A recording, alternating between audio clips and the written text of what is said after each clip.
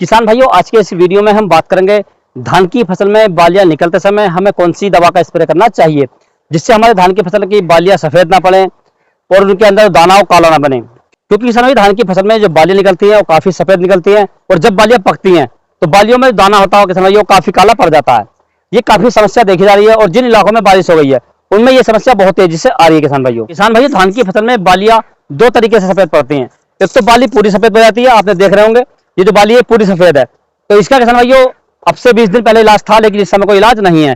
तो इसलिए आप किसी दुकानदार के चक्कर में ना पड़े कि आपकी ये बाली सही हो जाएगी, ये बिल्कुल नहीं रुकेगी क्योंकि ये निकल चुकी है और ये लगभग अब से 15 दिन पहले सूंडी ने काट दी थी किसान भाइयों। तो इसका कोई इलाज नहीं है, इसलिए आप किसी भी दुकानदार के चक्कर में ना पड़े जो आपसे कहे कि इस रोग को मैं रोक दूंगा। यदि किसान भाइयों आपको इस बीमारी का इलाज करना है तो आपको लगभग बालियां निकलने से 15 दिन पहले अपने धान की फसल में फटेरा डालना होगा या कोरोजन का स्प्रे लगाना होगा किसान भाइयों, जिसके कारण हमारे धान की फसल में तना छेदक या पत्ता लेबर जो सूंडी आती है उसके कारण ये बीमारी आती है किसान भाइयों।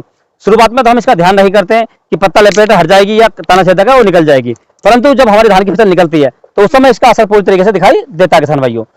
और दूसरे तरीके में किसान भाइयों जो बाली निकलती हैं तो आधी बाली तो सफेद पड़ जाती है, आप देख रहे होंगे इस तरीके से ये सफेद है और कुछ बालियों में दाने आ चुके हैं, लेकिन बाली स्वस्थ है परंतु इसे कीड़े ने चूस लिया है।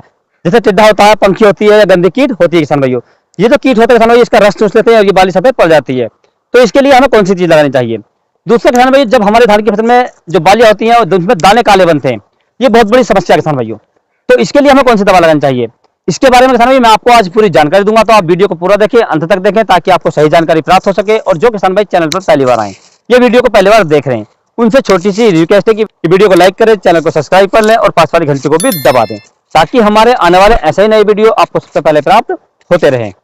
किसान भाइयों, जो सबसे पहली बीमारी थी हमारी जिसमें जो बाली है वो पूरी सफेद पड़ चुकी है, तो उसका तो कोई इलाज नहीं है, परंतु दो बीमारियां जिसमें पहली बीमारी किसान भाइयों दाना कहीं कहीं सफेद पड़ा और बाकी बाली सही और स्वस्थ है। दूसरा किसान भाइयों जो आप देख रहे हैं ये दाना काला बनना है, ये तो दाना किसान भाई बहुत ज्यादा काला बन चुका है। इन दोनों का इलाज हमें करना है किसान भाइयों, और इसके लिए हमें केवल एक ही दवा का स्प्रे करना है और अपनी फसल में ध्यानपूर्वक करना है किसान भाइयों। तो जो किसान भाई आप देख रहे हैं इसके पीछे धान की बाली निकली हुई है, इस अवस्था से आपको लगभग 8 से 10 दिन पहले इसका स्प्रे करना चाहिए। जब आपको लगे कि आपकी धान की फसल लगभग 50% के आसपास निकल आई है तो आपको इसका स्प्रे तुरंत कर देना चाहिए किसान भाइयों। तो इसके लिए किसान भाई आपको जो मार्केट से दवाइयां लेकर आनी है, एक तो आपको कीटनाशक लेकर आनी है। कीटनाशक किसान भाई आपको थाइमेथोक्सम 25% वाला ले सकते हैं 100 ग्राम प्रति एकड़ के हिसाब से, या इसके स्थान पर आप दूसरा लैम्डा सहलियोथ्रिन 5% वाला आप ले सकते हैं 250 ml प्रति एकड़ के हिसाब से। दोनों में से एक ही कीटनाशक लेना है किसान भाइयों। और इसमें आपको दूसरा जो प्रोडक्ट ऐड करना है किसान भाई, ये आपको करना है फंगिसाइड। फंगिसाइड में किसान भाई आप एमिस्टार टॉप ले सकते हैं जो सिजेंटा कंपनी का आता है। इसकी यदि हम डोज की बात करें तो 1 ml प्रति लीटर के हिसाब से आप इसे ले सकते हैं किसान भाइयों। यदि आपको सिजेंटा कंपनी का एमिस्टार टॉप नहीं मिलता है तो आप अदामा कंपनी का कस्टोडियो ले सकते हैं, जिसके अंदर किसान भाइयों टेक्निकल की बात करें तो एजोक्सिस्ट्राबिन प्लस टेबुकोनाजोल टेक्निकल आते हैं किसान भाइयों। इसकी यदि हम डोज की बात करें तो आपको लगभग 1.5 से 2 ml प्रति एकड़ के हिसाब से लेनी चाहिए किसान भाइयों। किसान भाई ये दवाइयां आपको मार्केट से लेकर आनी है और मार्केट से लाने के बाद आपको अच्छे से घोल बनाना, इनका घोल बनाने के बाद किसान भाइयों अपनी फसल में स्प्रे करना। स्प्रे करते समय आपको एक बात का विशेष ध्यान रखना, जब भी आप इसका स्प्रे करें किसान भाइयों तो लगभग 10 बजे के बाद करें, अर्थात ओस में इसका स्प्रे ना करें। जब हमारे खेत में ओस हो तो उस समय आपको इसका स्प्रे नहीं करना चाहिए किसान भाइयों। और स्प्रे करने के लिए किसान भाई आपको 150 लीटर पानी लेना चाहिए। यदि किसान भाई आप इस प्रकार से अपने धान की फसल में स्प्रे करते हैं, इन दवाइयों को लगाते हैं, तो आपकी धान की फसल में ना तो कोई दाना सफेद पड़ेगा ना बाली सफेद पड़ेगी और आपकी धान की फसल का कोई भी दाना काला नहीं बनेगा किसान भाइयों। एकदम स्वस्थ रहेगी बाली और आपका धान एकदम पीला होकर पकेगा हल्दी के रंग जैसा। बहुत ही शानदार आपको मार्केट में इसके प्राइस मिलेंगे, रेट मिलेंगे और आपकी फसल से आपको अच्छी पैदावार मिलेगी किसान भाइयों।